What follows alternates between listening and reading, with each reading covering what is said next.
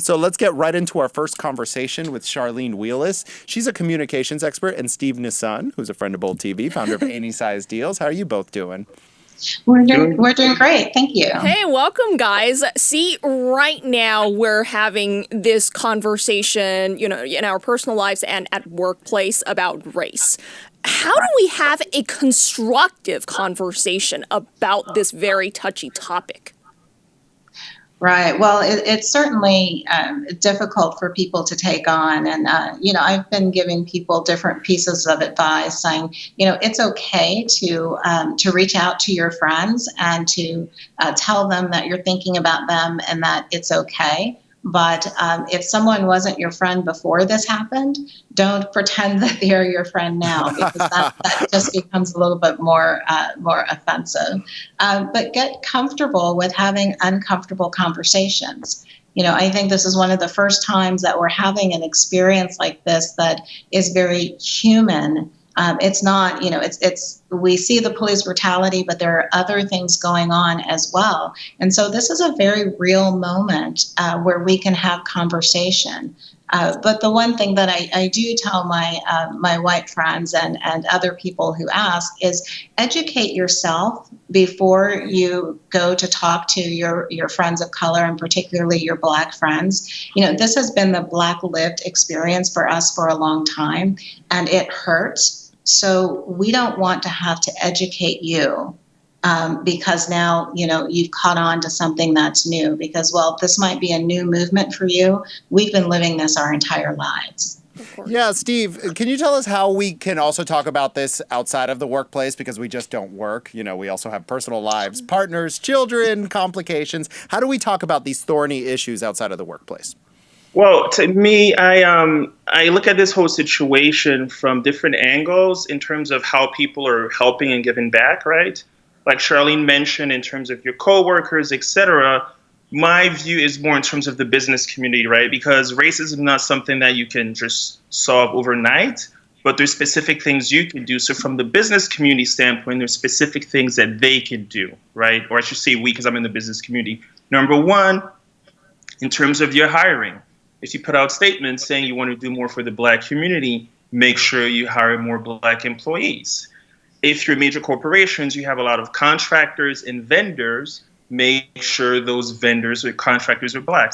There's a study that came out that said almost half of the new businesses in America are started by Black women. Well, that's a huge pool of people that you can hire to work with your company, right? And then the last point is, the venture community, right? So these are people whose job it is to cut checks to founders.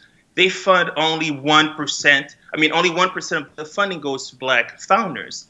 That's totally unacceptable, and it doesn't make sense. Earlier today, before I got on the call, I received this email. It's a newsletter from a venture fund that I follow. They have about $500 million of assets under management. And their statement was, we care about Black people. We're going to donate to the NAACP. My thought was, it's great that you donate to them, but you're an investor. You cut checks. Yeah. You say, we're going to spend X amount of dollars towards Black founders. That's, to me, is what the business community can do to actually make a difference, because an individual with their own biases, like, you can't fix that, I can't fix that.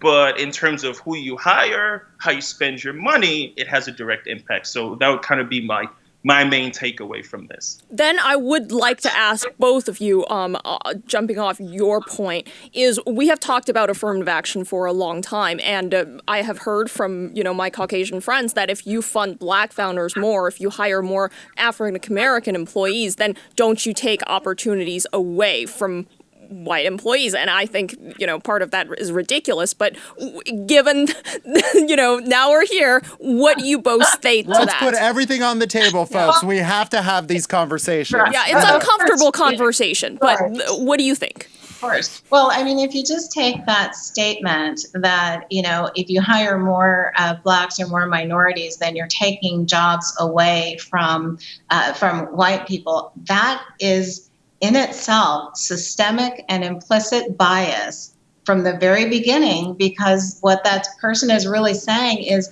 the Black person is not qualified but they're going to get the job because they're Black, and they're taking it away from the white person who we are just going to assume is qualified. Right? I mean, I know really smart Black people, and I know really smart white people, and I know really stupid people from races. Right? So you can't say that, it's like the same female male thing. Oh, you took my job away. Well, if I'm qualified, I didn't take your job away. I took the job I was supposed to have. Yeah, that's very interesting, Charlene. And it's one of those things that conversation's already been framed for us by the language that we use when framing the question. It's a very good point. Right. If I could add just one point. So, Julia, it's not about having an existing pie and then we split it into more pieces. It's about making the pie bigger. If you bring in people from different backgrounds, they add to your company. They add to your point of view. They add to ideas. And I go back to my point about venture capital. They're in the business of founders, of giving money to founders. Just think about it.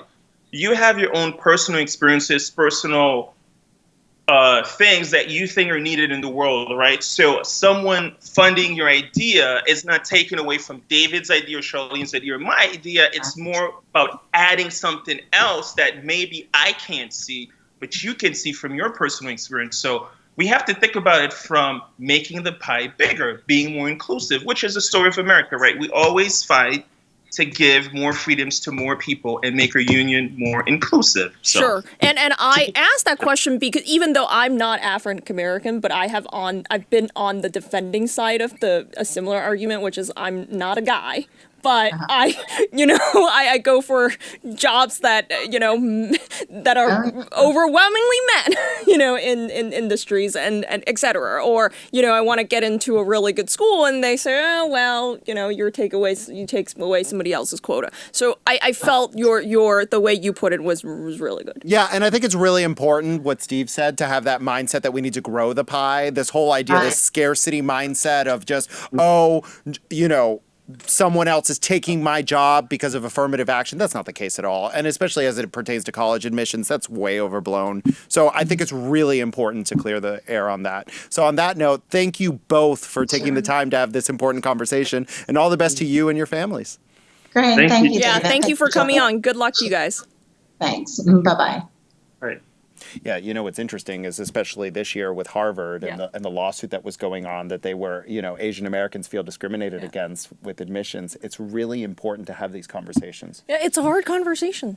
It's hard. I don't think any of these have easy answers, and unfortunately, these are the conversations that occur whether we like them or not. Yeah, and what I often hear is it's not like nobody wants to have a growth mindset. Of course, it's great if we can increase the overall size of the pie. Wouldn't it be nice if Harvard can admit 1 million people? Then it wouldn't be Harvard, but it would kind of lose. Wouldn't it be nice?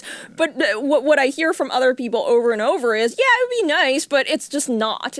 We're not going to increase it overnight. Maybe in 5, 10, 15 years, we can make a significant change. But overnight, hey, it's either you or me. So, yeah. You know what really broke my heart on this, honestly, is I have a friend from Harvard. I went to Harvard. I've said that. And she is Nigerian. Yeah.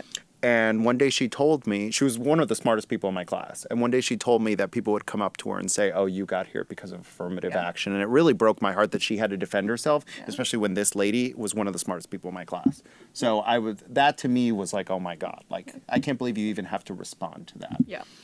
But she is expected to respond. Like, if you don't say anything, like other people, oh yeah, you just agree. I don't know if I'd be willing to respond